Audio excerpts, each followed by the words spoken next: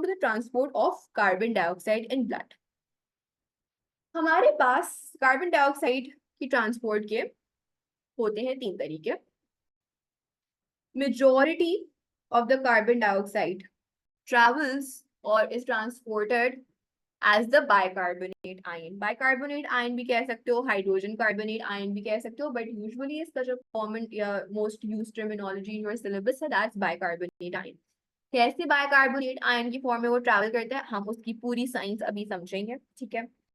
10% travels as carb amino hemoglobin. अभी हम क्या पढ़ कर आ रहे हैं, oxy haemoglobin.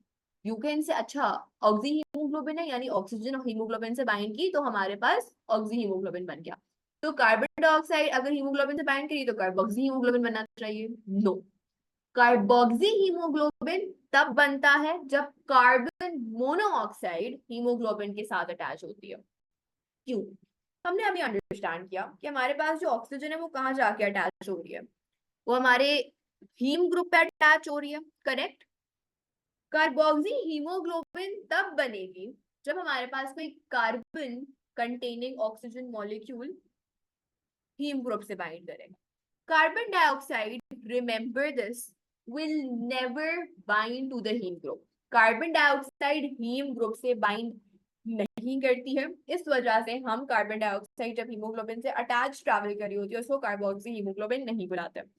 On the other hand carbon monoxide से अगर आप एक्सपोज हो जाओ तो कार्बन मोनोऑक्साइड जब सिस्टम में एंटर करती है तो carbon monoxide can attach to the haem group to form carboxy haemoglobin. Carb amino haemoglobin क्या है, अमीनो एसिड का जल्दी से स्ट्रक्चर बना लेती हूँ. हीमोग्लोबिन प्रोटीन है, उसका बेसिक फंडामेंटल मोनोमर क्या है, अमीनो एसिड है. राइट. अमीनो एसिड का स्ट्रक्चर ये होता है and the R group. Right. ये मेरे पास क्या है, अमीन ग्रुप है. Is that correct? Is this my amine group? Right. मेरे पास जो कार्बन डाइऑक्साइड है ना वो instead of the haem group amino group से अटैच करती है. इस वजह से हमारे पास जब कार्बन डाइऑक्साइड ट्रैवल कर रही होती है अटैच टू द हीमोग्लोबिन, हम उसको कार्ब अमीनो हीमोग्लोबिन बुलाते हैं. Why? Because carbon dioxide does not attach itself with the haem group of the haemoglobin, instead it binds with the amine group of the hemoglobin molecule. And 5% is dissolved in plasma. Again, carbon dioxide is not a highly soluble gas. इस वजह से बहुत कम amount में वो dissolve form में travel कर दिया. अच्छा जी, लेट्स अंडरस्टैंड कि हमारे पास ट्रांसपोर्ट ऑफ कार्बन डाइऑक्साइड किस तरह से होता है एज बाइकार्बोनेट. अच्छा जी, ये आपके सामने मैं ड्रॉ कर रही हूँ रेस्पिरेटिंग सेल्स. ये हमारे पास सेल्स हैं. ठीक है. These are some cells. अच्छा, अब हमारे पास सेल्स हैं. ठीक है. ये सेल्स क्या प्रोड्यूस कर रहे होंगे, ये सेल्स कार्बन डाइऑक्साइड प्रोड्यूस कर रहे होंगे. राइट. क्योंकि ये रिस्पायर कर रहे होंगे. करेक्ट. ये मेरे पास है ब्लड कैपिलरी. इस ब्लड कैपिलरी में थोड़ी सी मैं बड़ी बनाती हूँ क्योंकि मुझे, ये ब्लड कैपिलरी है. अच्छा, can you tell me, this is something that I'm asking you from the previous chapter, what was the site of gas exchange? पूरे gas exchange के system में जो हमने पढ़ा था, what was the site of gas exchange? किस point पे हमारे पास gaseous exchange हो रहा था? Alveoli, very good.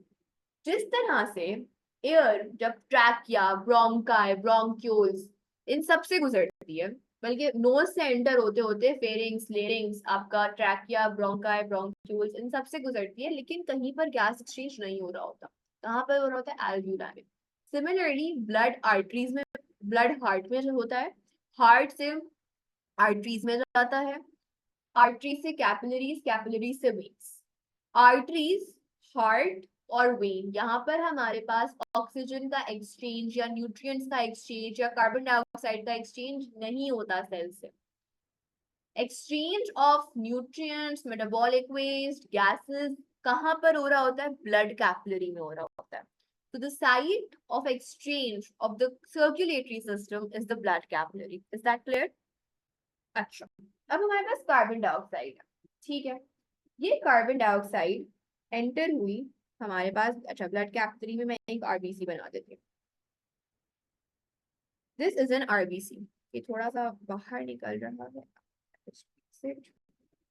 Okay this is an RBC.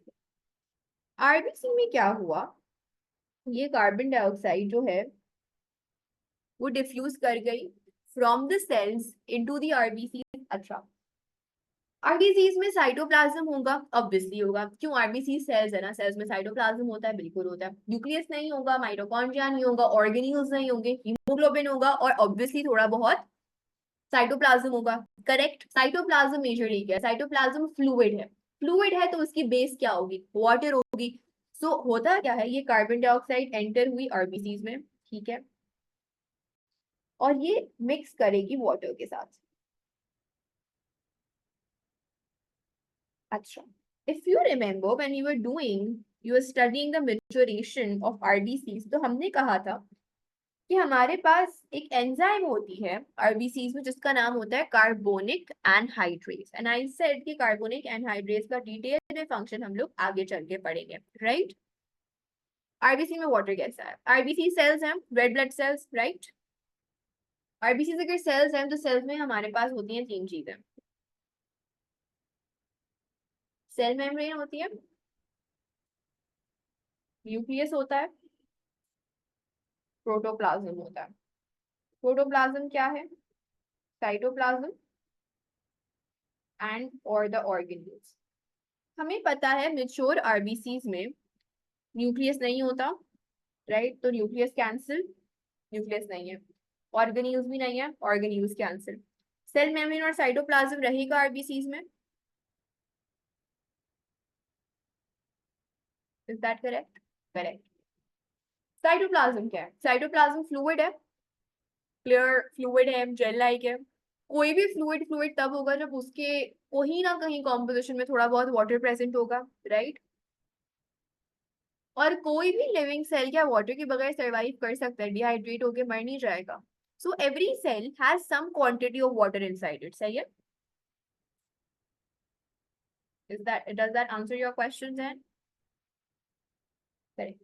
अच्छा जी, कार्बन डाइऑक्साइड आई सेल से डिफ्यूज करके इनटू द आरबीसीज, उसने क्या किया, उसने रिएक्ट किया वाटर के साथ, in the presence of what, in the presence of the enzyme carbonic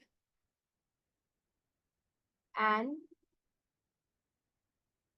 carbonic anhydrase ने ये रिएक्शन कैटलाइज किया किसका, कार्बन डाइऑक्साइड और वाटर का, टू प्रोड्यूस H2CO3। H2CO3 क्या है, बहुत कॉमन सी चीज है, केमिस्ट्री में जरूर देखी होगी। Can you recall what H2CO3 is? Not hydrogen carbonate, exactly. Hydrogen carbonate तो ये है HCO3, दिस इज H2CO3। अच्छा ये बताइए, तो डेफिनेटली पता होगा क्या है, H2SO4, yes, H2CO3 is your carbonic acid। अच्छा, अब जैसे ही कार्बोनिक एसिड बनता है ना, कार्बोनिक एसिड जैसे ही कार्बोनिक एनहाइड्रेज फॉर्म करती है, कार्बोनिक एसिड फौरन से डिसएसोसिएट कर जाता है या स्प्लिट कर जाता है इनटू इट्स कंपोनेंट्स, दो कंपोनेंट्स बना लेता है, H प्लस और क्या बचा, HCO3 minus, correct. Let's just quickly recall क्या क्या हो रहा है। पहला रिएक्शन था कार्बन डाइऑक्साइड, ठीक है, कार्बन डाइऑक्साइड किसके साथ रिएक्ट कर रही थी, वाटर के साथ रिएक्ट कर रही थी, in the presence of the enzyme carbonic anhydrase to form your carbonic acid. Number 2 पे ये जो कार्बोनिक एसिड बना था ये स्प्लिट हो गया into its two components, H plus and HCO3 minus. Are you with me till here? Great. होता क्या है, जैसे ही ये HCO3 बनता है, ये HCO3 बाहर डिफ्यूज कर जाता है, ठीक है, HCO3 बाहर डिफ्यूज कर गया,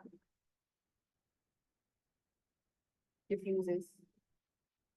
अच्छा, एक चीज होती है इलेक्ट्रिकल न्यूट्रलिटी।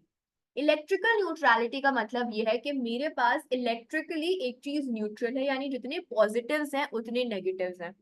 अगर मेरे पास मेरा नेगेटिव आयन, जो मेरा बाइकार्बोनेट आयन है, वो आरबीसी से बाहर चला गया, तो अब मेरी जो चीज है वो इलेक्ट्रिकली न्यूट्रल नहीं है। क्यों? क्योंकि मेरा जो H प्लस था, it was being balanced bye HCO3। तो ये तो मसला हो गया कि मेरे पास नेगेटिव आयन लीक आउट कर गया और अब तो खाली पॉजिटिव आयन है, तो मेरे पास आरबीसी पे तो पॉजिटिव चार्ज हो गया, तो ये तो मुझे नहीं चाहिए। I have to maintain my electrical neutrality.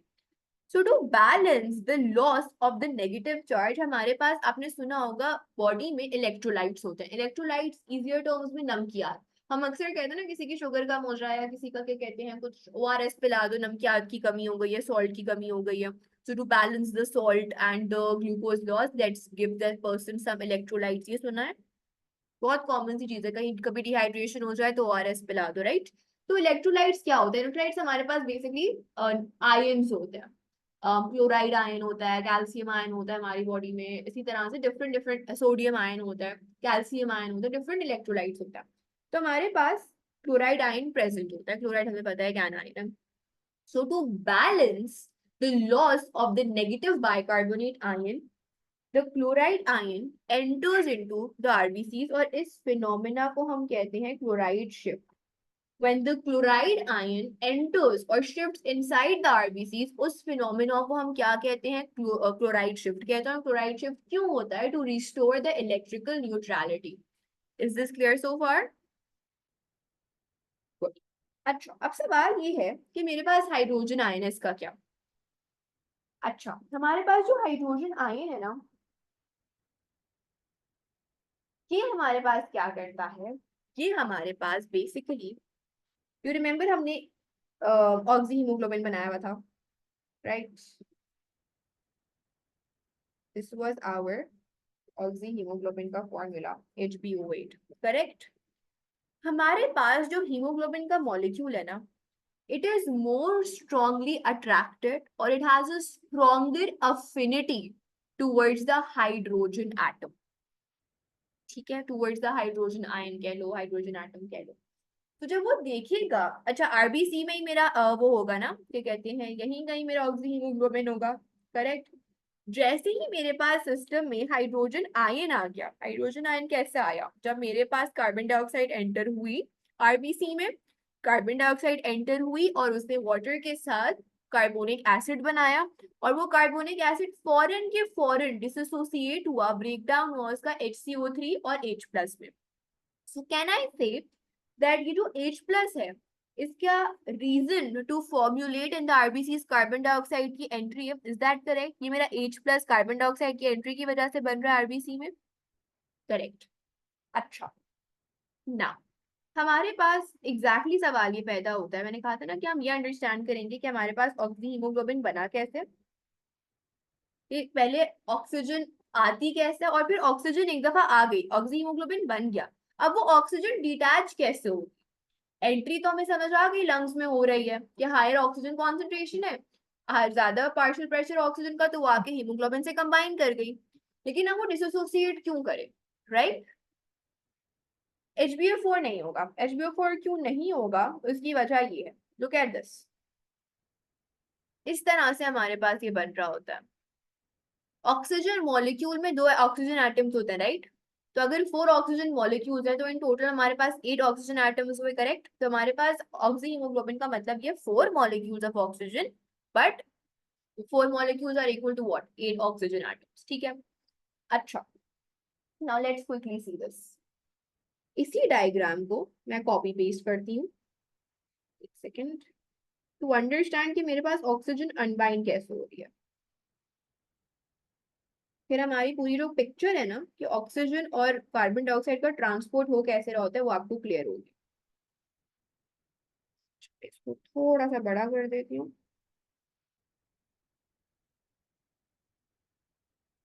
अच्छा, अभी तक हमने क्या देखा? हमने कार्बोनिक एनहाइड्रेस की फॉर्मेशन देखी, हमने देखा कार्बोनिक एनहाइड्रेस स्प्लिट कर रहा है हाइड्रोजन आयन में और बाइकार्बोनेट आयन में। बाइकार्बोनेट आयन हमारे ब्लड प्लाज्मा में डिफ्यूज हो गया, ब्लड प्लाज्मा में जब आरबीसी से बाइकार्बोनेट आयन डिफ्यूज हुआ तो इलेक्ट्रिकल न्यूट्रलिटी हो गई खत्म। अब हमें इलेक्ट्रिकल न्यूट्रलिटी रिस्टोर करनी है, जिसकी वजह से क्लोराइड आयन एंटर कर जाता है आरबीसी के अंदर और इस फिनोमिना को हम बुलाते हैं क्लोराइड शिफ्ट। अब मैंने आपको बताया कि हमारे पास haemoglobin has a greater affinity for hydrogen than for oxygen। अब जब आरबीसी देखिएगा कि उसके पास क्या है, उसके पास आ गई है सिस्टम में एक अदद हाइड्रोजन का एटम। करेक्ट। उसके पास अगर हाइड्रोजन का एटम आ गया है तो व्हाट वुड हैपन इज कि ये हाइड्रोजन का जो एटम है ये किसके साथ बाइंड करेगा, ये बाइंड करेगा या ये अटैक करेगा जाकर HbO8 को। ये HbO8 के साथ ये हाइड्रोजन का एटम कंबाइन होगा और ये क्या फॉर्म करेगा, अभी हमारे पास हीमोग्लोबिन ऑक्सीजन के साथ बाइंड था तो हम क्या बुला रहे थे इस चीज को, हम ऑक्सी हीमोग्लोबिन बुला रहे थे, राइट। अब जब हाइड्रोजन हीमोग्लोबिन के साथ बॉन्ड करेगा तो ये चीज बनाएगा और ऑक्सीजन को रिमूव कर देगा। ये ऑक्सीजन क्या करेगी, ये अब ऑक्सीजन आ गई ऑक्सीजन मॉलिक्यूल के फॉर्म में, ये ऑक्सीजन डिफ्यूज कर जाएगी हमारे सेल्स के अंदर। ये पूरी पिक्चर कंप्लीट हो गई। किस तरह से सेल्स आरबीसी को कार्बन डाइऑक्साइड दे रही हैं, वो कार्बन डाइऑक्साइड पहले कन्वर्ट हुई कार्बोनिक एसिड में, वो कार्बोनिक एसिड स्प्लिट हुआ हाइड्रोजन और बाइकार्बोनेट में, बाइकार्बोनेट आउट डिफ्यूज हो गया, उसको रिस्टोर करने के लिए क्लोराइड शिफ्ट हुआ।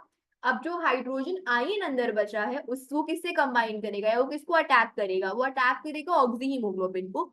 ऑक्सीजन को वो किक आउट कर देगा हीमोग्लोबिन में से और अपने आप को एसोसिएट कर जाएगा to form something we known as haemoglobinic acid. जैसे कार्बोनिक एसिड होता है, सल्फ्यूरिक एसिड होता है, उसी तरह से जब हाइड्रोजन और हीमोग्लोबिन कंबाइन होते हैं तो वो हीमोग्लोबिनिक एसिड बनता है।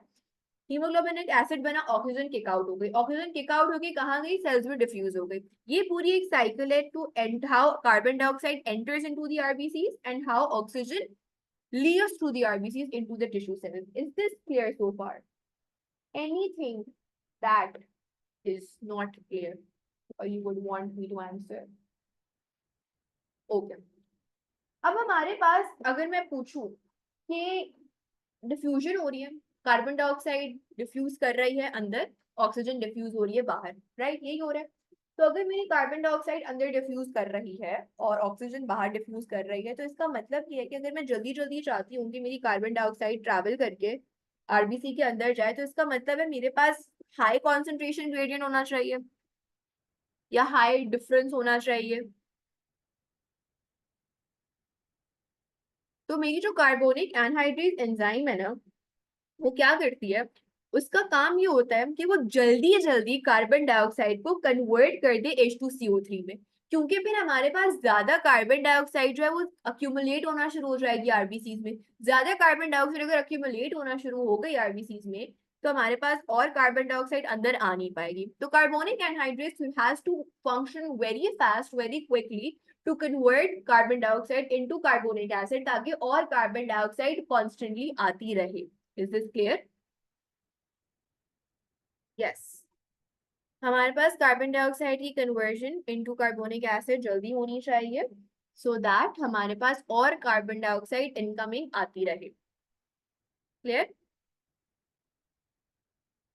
Yes, you can say vice versa. आप ये भी कह सकते हो कि ज्यादा ऑक्सीजन ऑक्सीजन बने नहीं, ऑक्सीजन टूटे, ऑक्सीजन ब्रेकअप कर जाए हीमोग्लोबिन के साथ, तो उसके लिए हमें चाहिए कन्वर्जन ज्यादा कि ऑक्सीजन रिलीज हो सेल्स में। और इसलिए भी हमें ज्यादा कन्वर्जन चाहिए ताकि और कार्बन डाइऑक्साइड आए। का देखो साइकिल क्या है, हम इसको एक साइक्लिक फॉर्म में बना लेते हैं, यहाँ पे थोड़ा गिच पिच हो रहा है, एक दफा हम क्विकली एक समराइज्ड साइकिल बना लेते हैं। That's carbon dioxide starting point है, कार्बन डाइऑक्साइड आई, ठीक है। तो the carbon dioxide has arrived, enters RBC.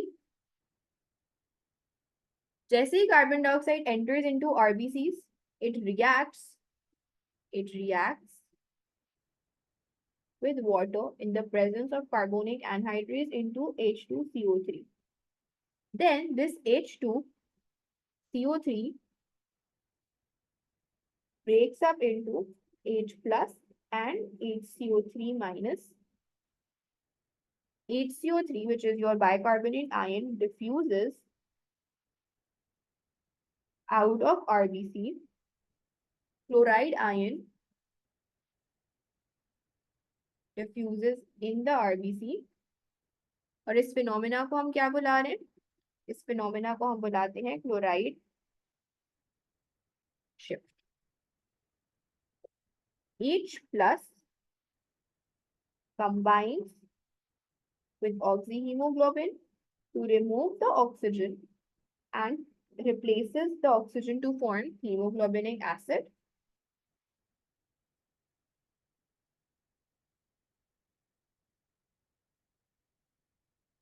The oxygen diffuses out of the RBCs into the cells. ये पूरी साइकिल है. इस साइकिल का स्टार्ट क्या है? Carbon dioxide. एंड क्या है? Diffusion of oxygen. तो कार्बन डाइऑक्साइड का अंदर आना इंपॉर्टेंट है ऑक्सीजन के बाहर किक आउट होने में. Is this clear now?